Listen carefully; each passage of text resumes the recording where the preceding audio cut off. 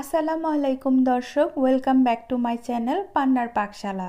নতুন আরও একটি রেসিপি দেখার জন্য আমন্ত্রণ জানাচ্ছি সবাইকে। আমার চ্যানেলে বেশ কিছু রিকোয়েস্ট ছিল ঝাল পিঠা তৈরি করার জন্য, সেই জন্য আজকে তৈরি করছি সিলেটের অত্যন্ত জনপ্রিয় এবং ঐতিহ্যবাহী একটা পিঠা, নুন গড়া পিঠা অথবা নুনিয়া পিঠাও বলে অনেকে। যারা মিষ্টি পিঠা খেতে পছন্দ করেন না তারা একটু ডিফারেন্ট ট্রেন্ডে এমন একটি ঝাল পিঠা তৈরি করে খেতে পারেন। এই পিঠাটা গরম কিংবা ঠান্ডা দুইভাবেই খেতে ভীষণ মজার লাগে। ঘরোয়া অল্প কিছু উপকরণে এটা তৈরি করা যাবে। চলুন তাহলে দেখে নিচ্ছি। ফার্স্টেই চুলায় একটি পাত্রের মধ্যে নিচ্ছি 1 কাপ নর্মাল পানি।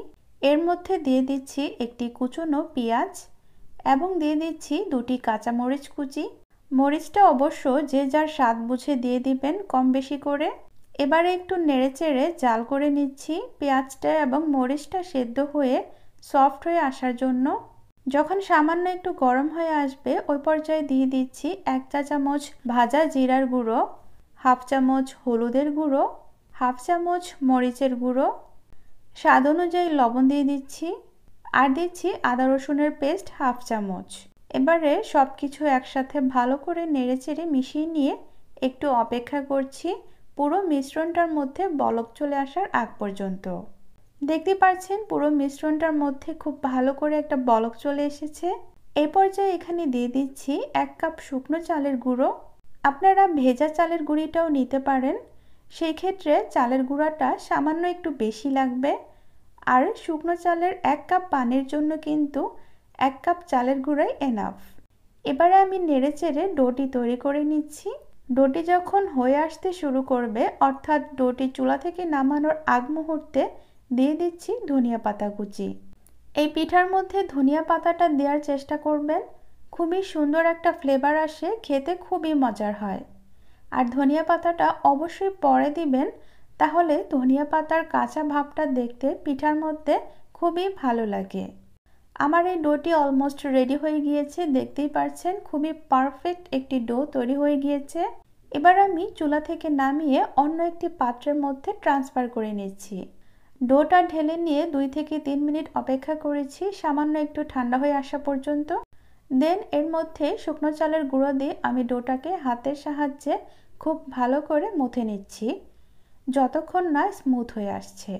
এই কাজটা গরম গরমই করতে হবে, না হলে এটা ঠান্ডা হয়ে গেলে ডোটা স্মুথ করা পসিবল হবে না। তো ডোটি অলমোস্ট মুথে নেওয়া হয়ে গিয়েছে, দেখতেই পাচ্ছেন।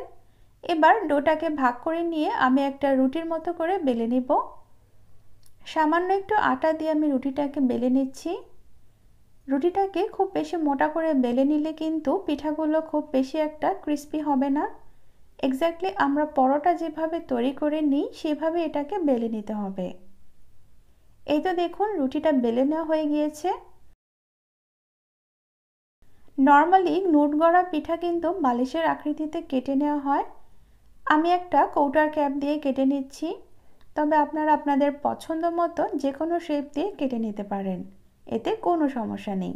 পিঠা কিন্তু যথেষ্ট ফুলবে এবং ক্রিস্পি হবে।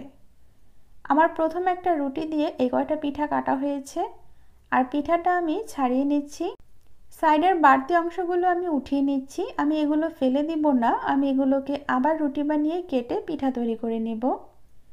সেম একইভাবে আমি সবগুলি পিঠা তৈরি করে নিয়েছি। 1 কাপ চালের গুঁড়া দিয়ে অনেকগুলো পিঠা তৈরি হয়েছে কিন্তু আপনারা দেখতেই পারছেন। এবার তাহলে চলে যাচ্ছি পিঠাগুলোকে ভেজে নিতে। চুলায় আমি পর্যাপ্ত পরিমাণের তেল গরম বসিয়ে দিয়েছি। আমি প্রথমে তেলটা ভালো করে গরম করিনি, সেজন্য কিন্তু আমার পিঠাগুলো ফুলেনি। এবার আমি ভালোভাবে গরম করা তেলের মধ্যে পিঠাগুলোকে ছেড়ে দিয়েছি। দেখুন কিভাবে টইটম্বুর হয়ে গিয়েছে ফুলে। আমি কতটা গরম তেলের মধ্যে পিঠাগুলোকে দিয়েছি আর কত দ্রুত পিঠাগুলো ফুলে গিয়েছে আপনারা নিশ্চয়ই বুঝতে পারছেন। এভাবেই উল্টে পাল্টে এবং পিঠাগুলোকে একটু ক্রিস্পি করে কালার আসার আগ পর্যন্ত ভেজে নিতে হবে, প্রায় 4 থেকে 5 মিনিট। আমি পিঠাগুলোকে উল্টে পাল্টে ভালো করে ভেজে নিয়েছি। এবার তেল ছড়িয়ে আমি পিঠাগুলোকে উঠিয়ে নিচ্ছি। একইভাবে আমার সবগুলো পিঠা কিন্তু ভেজে নেওয়া হয়ে গিয়েছে। প্রত্যেকটা পিঠা একদম ফুলে বালিশের মতো হয়ে গিয়েছিল এবং অনেক বেশি ক্রিস্পি হয়েছে। খেতে কিন্তু অনেক বেশি মজার। তো দর্শক, তৈরি করে ফেললাম মজাদার নুন গড়া পিঠা। আপনারা এই পিঠাটা কী নামে চিনেন তা কমেন্ট করে জানাবেন।